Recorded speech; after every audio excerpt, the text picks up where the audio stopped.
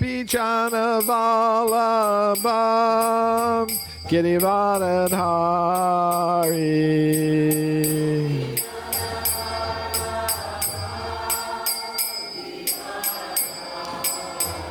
Shodanandana Vrajajana Ranjana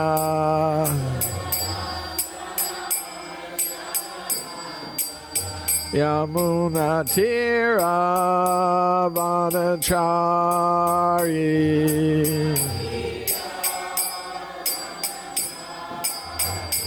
Jaya Radha Madhava Krungsha Vihari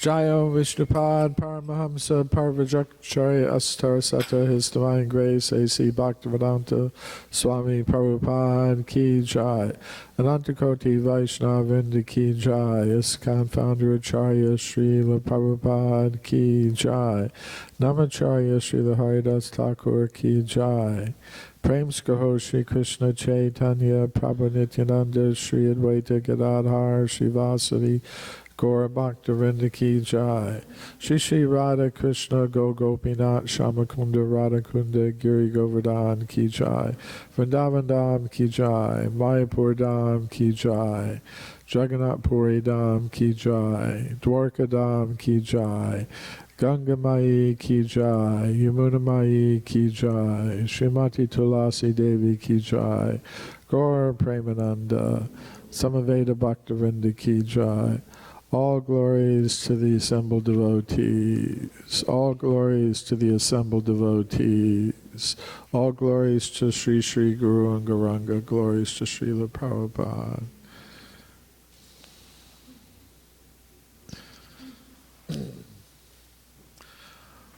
Om Namo Bhagavate Vasudevaya.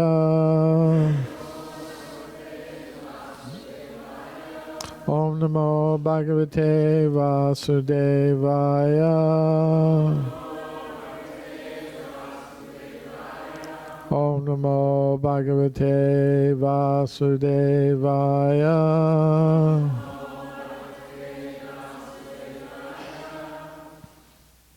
Srimad Bhagavatam, Canto 10, Chapter 2, Prayers by the Demigods, Text 8.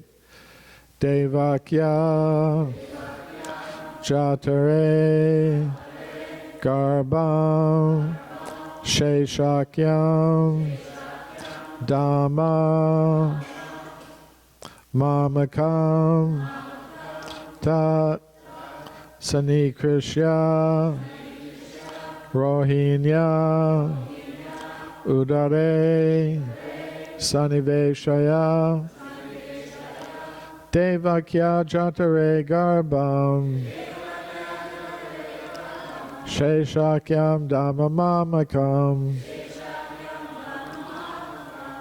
Tat Sanikrishya Rohinya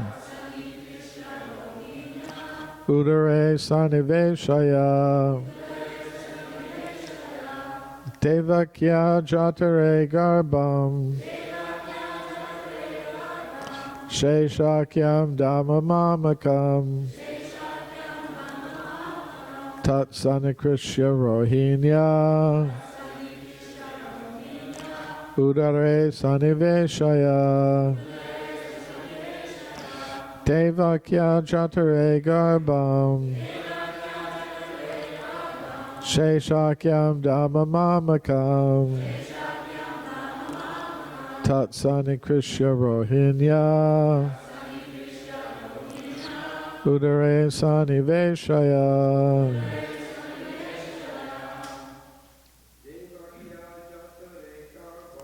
Devakya Jatare Garbam Sheshakyam Dhammamamakam Tat Sanikrishya Rohinya Udare Saniveshaya Devakyam Jatare Garbam Sakyam Dhammamakam Tatsani Krishya Rohinya Pudare Saniveshaya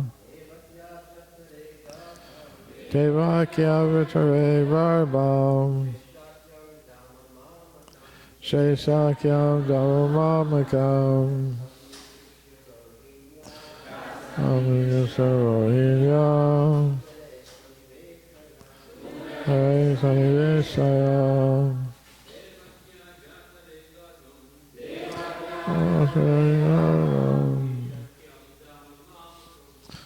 Sakyam Dhammamakam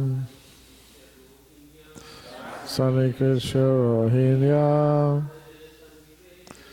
Pudare Saniveshaya Devakyam Dhatare Garbham Shesakyam Dhammamakam Tatsani Krishya Rohinya Pudare Saniveshaya. Vaishnavis. Devakyam Jatare Garbham Shesakyam Dhammamakam Tatsani Krishya Rohinya Saniveshaya Devakyam Jatare Garbham Dhammamakam Rohinya Pudare Saniveshaya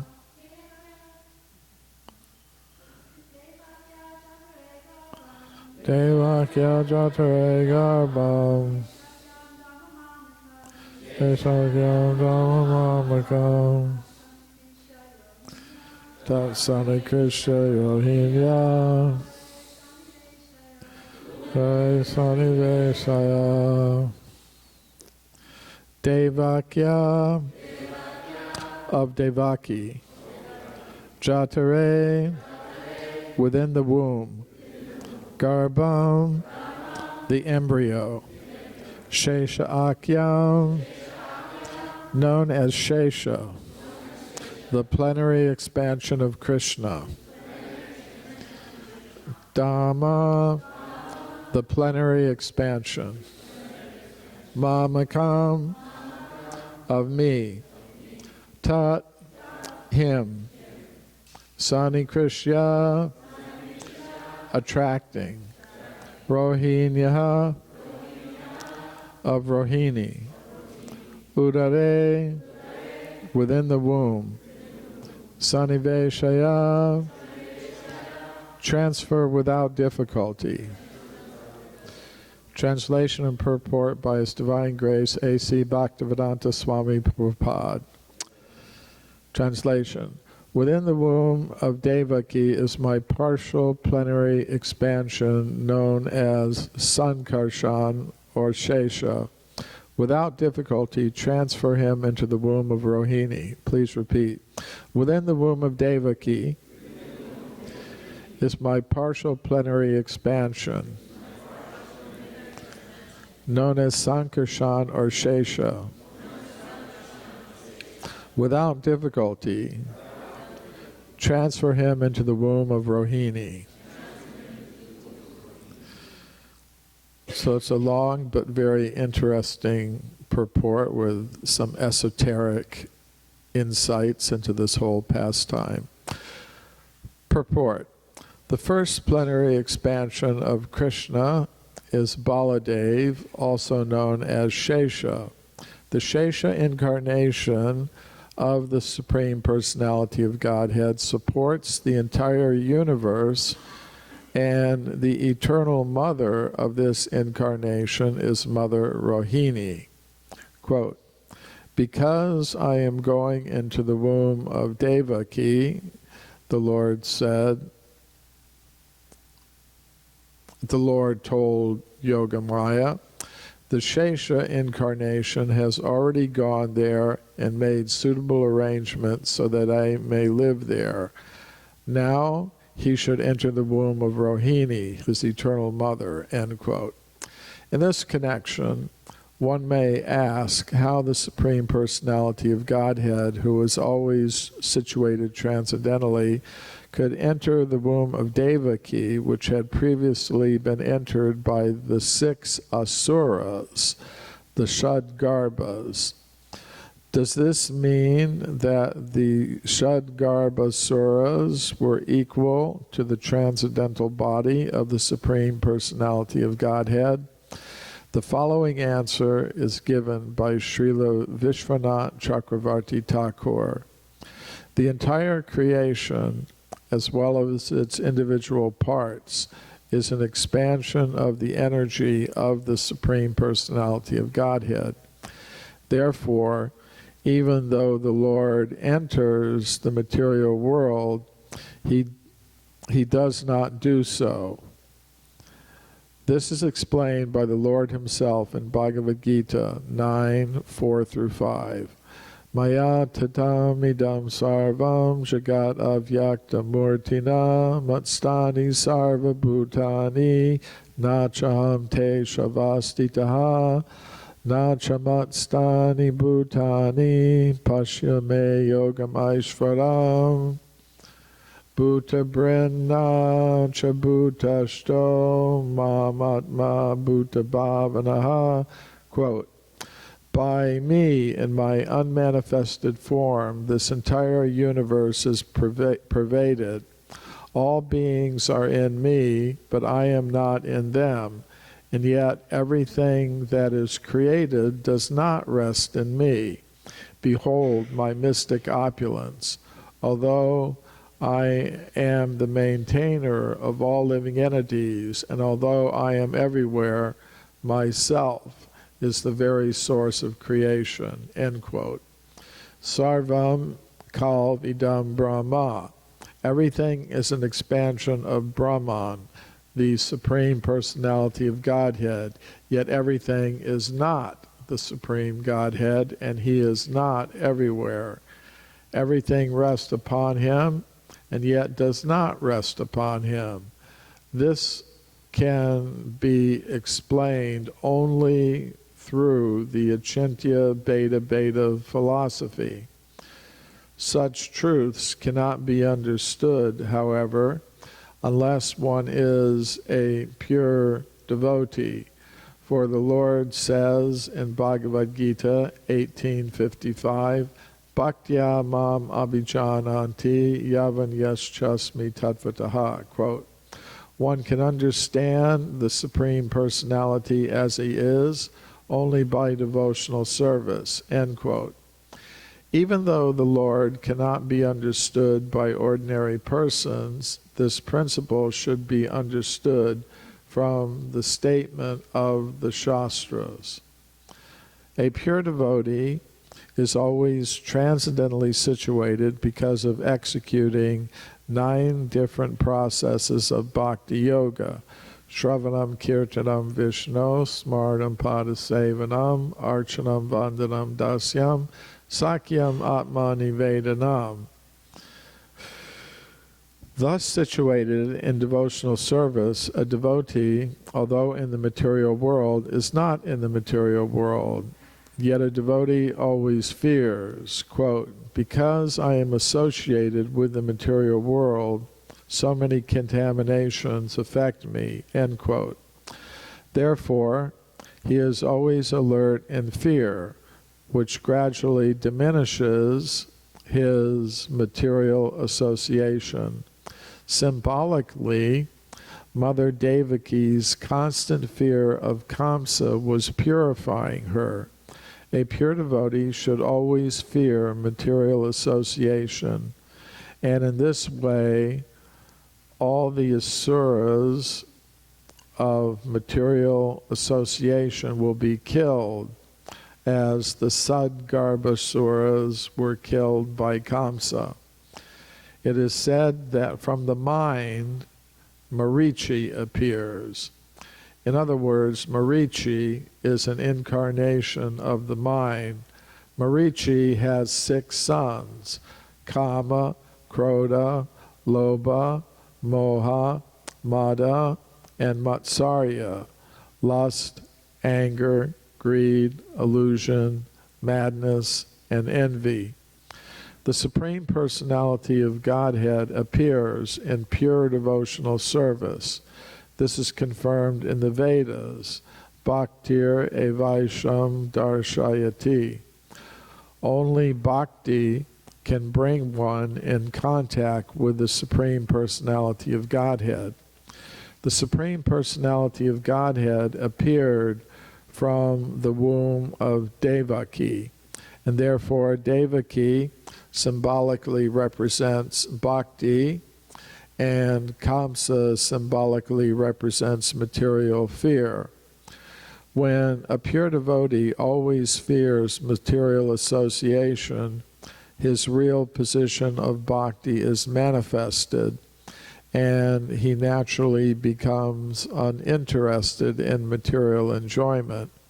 When the 6 sons of Marichi are killed by such fear, and one is freed from material contamination, within the womb of bhakti, the Supreme Personality of Godhead appears. Thus, the 7th pregnancy of Devaki signifies the appearance of the Supreme Personality of Godhead. After the 6 sons, Kama, Krodha, Lobha, Moha, Mada, and Matsarya, are killed, the Shesha incarnation creates a suitable situation for the appearance of the Supreme Personality of Godhead. In other words, when one awakens his natural Krishna consciousness, Krishna appears. This is the explanation given by Srila Vishwanath Chakravarti Thakur. Om Jnana Timirandasya Gyananjana Shalakaya Chakshurun Militam Yena Tasmai Shri Gurave Namaha. Shri Krishna Chaitanya Prabhu Nityananda Shri Advaita Gadadhar Shri Vasadi Gaur Bhaktivinoda. Hare Krishna, Krishna Krishna, Hare Hare, Hare Rama, Rama Rama, Hare Hare. So in this purport, we're getting an esoteric explanation of what's been happening in terms of the different births of the different children of Devaki. The first 6 sons that she had were killed by Kamsa. And there's a reason for that that's being explained here. Those 6 sons of Devaki's were formerly demons who had been cursed that they would be killed by their father, Kalanemi. So Kamsa was a reincarnation of the demon Kalanemi, and these 6 sons who were given birth by Devaki were reincarnations of his 6 sons who had been cursed. So, it's a lesson that, we can't always understand things in terms of the current situation. We have to take into account what may have occurred in previous lifetimes, previous births. So, Vishwanath Chakravarti Thakur is saying that symbolically, Devaki represents bhakti, and Krishna appears in the womb of bhakti, but only after all impurities have been removed. So these 6 sons of Devaki, they represent lust, anger, greed, illusion, madness, and envy. And ultimately, they had originally taken birth as sons of Marichi, who is an incarnation of the mind.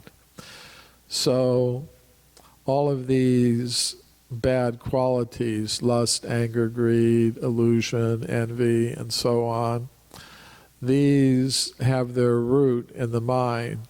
So therefore, in Krishna consciousness, great emphasis is placed on controlling the mind. Lord Krishna explains in the Bhagavad Gita, Manmana bhava madbhakto madhyaji mam namaskru mami vaishasi satyam te pratijane priyosi me. In this verse, Krishna explains, Manmana, always keep your mind focused on me, or always think of me.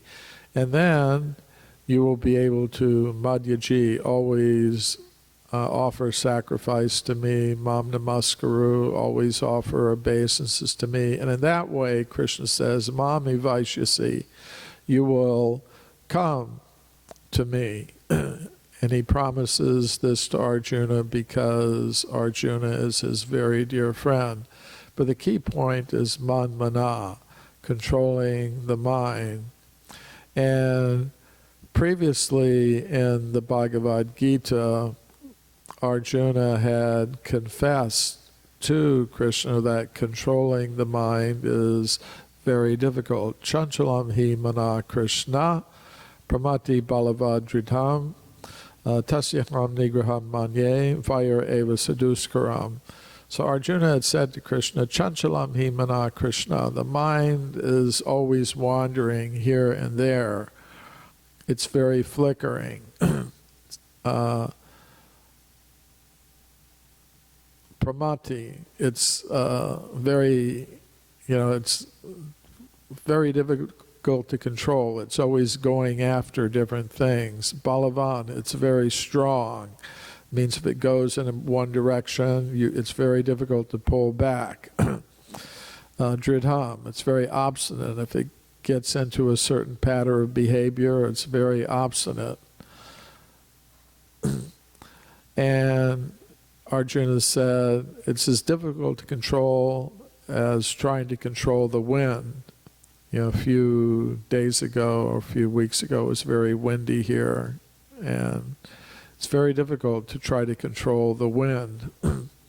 So, but Krishna explained, well, yes, it is very difficult, but by constant practice, it's possible.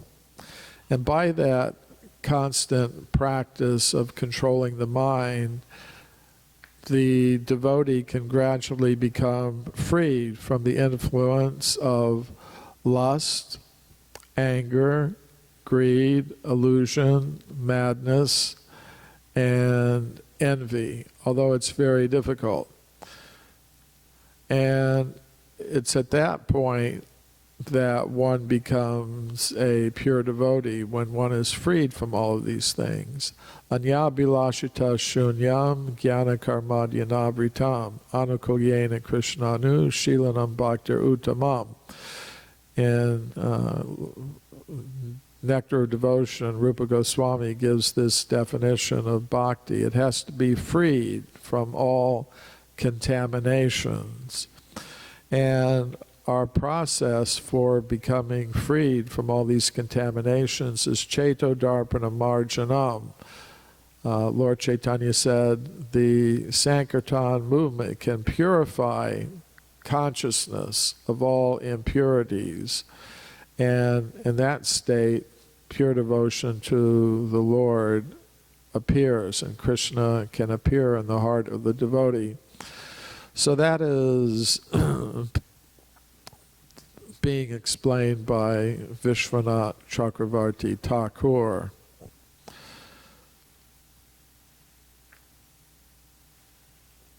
So in the verse, Krishna is telling Yoga Maya to transfer Shesha, Shankarshan, or Balaram from the womb of Devaki, where he's performed his service of preparing everything for Krishna's appearance. Krishna will be the next, or the 8th child that comes to Devaki. And Krishna is telling Yoga Maya to transfer Balaram to the womb of Rohini in Gokula, which is part of the land of Vrindavan. Directly across the Yamuna River from the city of Mathura is Gokula. So Balaram was transferred to the womb of Rohini, who was living under the protection of Nanda Maharaj in Gokula. So then next, Krishna takes birth in Mathura, in the prison house of Kamsa, in the womb of Devaki. But when he appears, he's taken by Vasudeva, his father, the husband of Devaki, across the Yamuna River to Gokula, where he's exchanged with a child that had just taken birth from Yashoda, a daughter. So they're switched. Vasudeva brought little baby Krishna across the Yamuna River to Gokula and switched Krishna with the daughter of Yashoda, who was then taken back across the river to Mathura. So Yoga Maya is making these arrangements for Krishna to carry out his pastimes. So Krishna appeared in the prison house of Kamsa in Mathura and then was transferred across the river Yamuna to Gokula. And he remained there for the first few years of his life, but different demons came to attack Krishna there, like Putana was a demon who appeared in the form of, she was a witch, actually a very horrid witch demon, but she appeared in the form of a beautiful woman and offered to nurse Krishna, and Yashoda agreed for that to happen, but Krishna could detect it was a plot to kill him, so he actually killed Putana. And then other demons also came. The Shakatasura, there was a demon that took the form of a cart and crashed down on baby Krishna, trying to kill him. And then there was the Trinavarta demon, who came in the form of a whirlwind to take Krishna up into the air. Krishna killed him also, even as a little child. And when the cowherd men became upset that there were so many catastrophes, so many attacks by demons, they thought maybe we should move somewhere else. So the whole community of cowherd men and women, they moved to the actual area of Vrindavan. And the first they went there in their bullock carts, taking all their possessions. And when they first came to Vrindavan, they circled their carts. They didn't have any houses or anything to live in, so they just put their carts in a circle. Were kind of camping out for a while. So there's a place near our Krishna Balaram temple in Vrindavan called Chatikara, and it's a word in the local dialect that means the place where the carts were circled.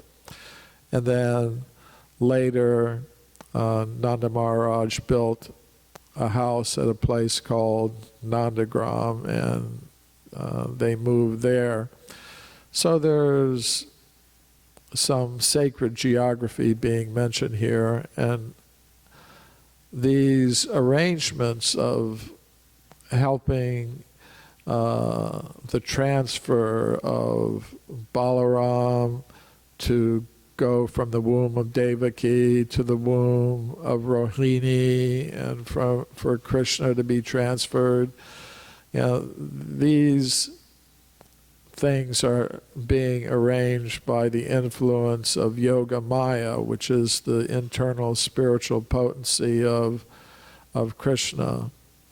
And in Vrindavan, this Yoga Maya potency was personified as Purnamasi. She was known as the manifestation of Yoga Maya, who helps to arrange Krishna's pastimes.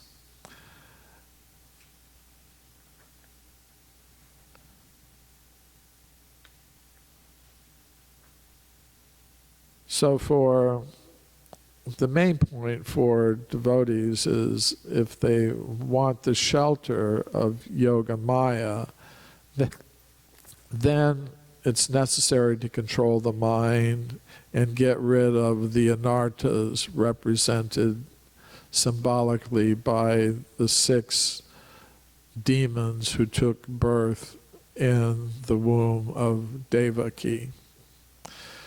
So today is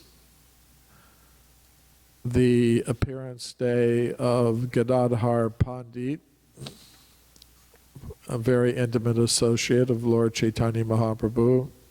So I thought I'd say a few words about him as well. He was, when we chant Sri Krishna Chaitanya Prabhu Nityananda Sri Advaita Gadadhar Sri Vasadi Gaur Bhaktavrinda, Gadadhar Pandit is represented by Gadadhar.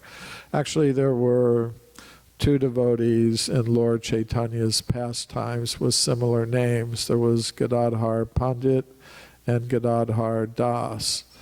So the Gadadhar that's mentioned in the Panchatattva mantra is Gadadhar Pandit. And in the Gaura Ganodesha Deepika, which is a book that outlines who the different personalities in Lord Chaitanya's pastimes were in terms of their identity in Krishna Lila, it's described that Gadadhar Pandit was Radharani in Krishna Lila. And Gadadhar Das was the luster of Radharani's complexion. But Gadadhar Pandit was Radharani herself in terms of Krishna Lila.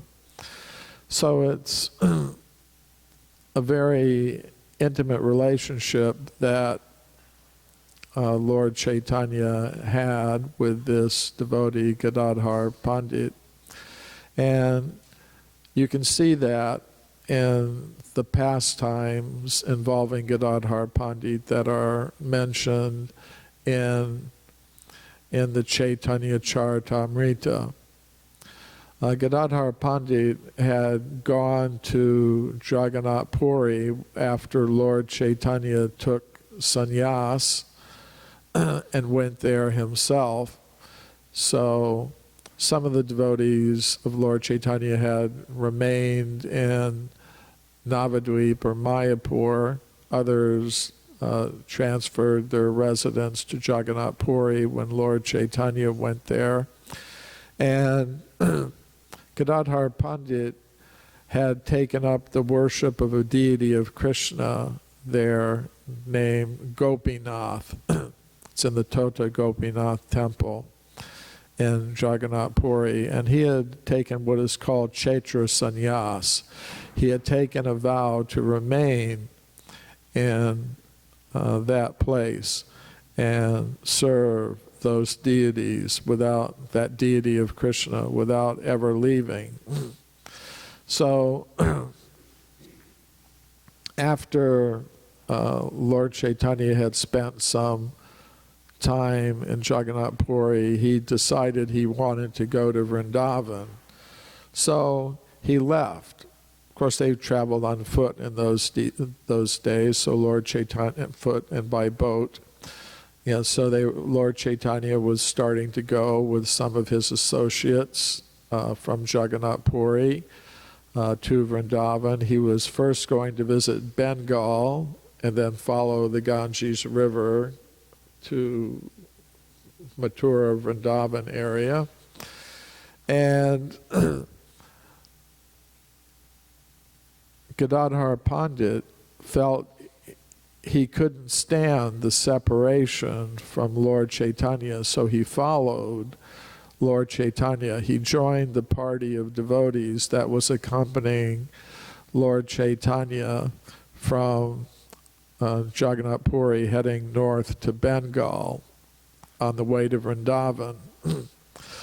So Lord Chaitanya noticed that Gadadhar Pandit was following him like that, so he said to him, I don't think you should do this. You had taken this vow of Chaitra Sannyas to worship Gopinath, so I think you should remain in Puri. You shouldn't be doing this.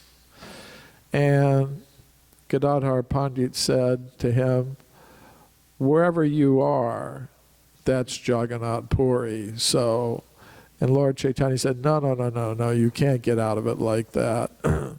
You've taken up the service of Gopinath, and you should keep doing it. And Gadadhar Pandit said to him, by seeing your lotus feet, I'm serving Gopinath millions of times. All the service to Gopinath is accomplished by me staying close to your lotus feet. And Lord Chaitanya said, no, you really should go back. You shouldn't be accompanying me like this. And Gadadhar Pandit said to him, no, I won't accompany you. I'll go separately. You go ahead. I'll just follow along out of your sight. It's not like I'm going with you. I'm just going on my own. And so he separated himself from Lord Chaitanya and kept following him like that for a few days. And then Lord Chaitanya sent Swarup Damodar to get him. And he took Lord Chaitanya, when he encountered Gadadhar Pandit again, took his hand and he said to him, my dear friend, I think you're just doing this for your sense gratification. So if you really want to please me, go back to Jagannath Puri.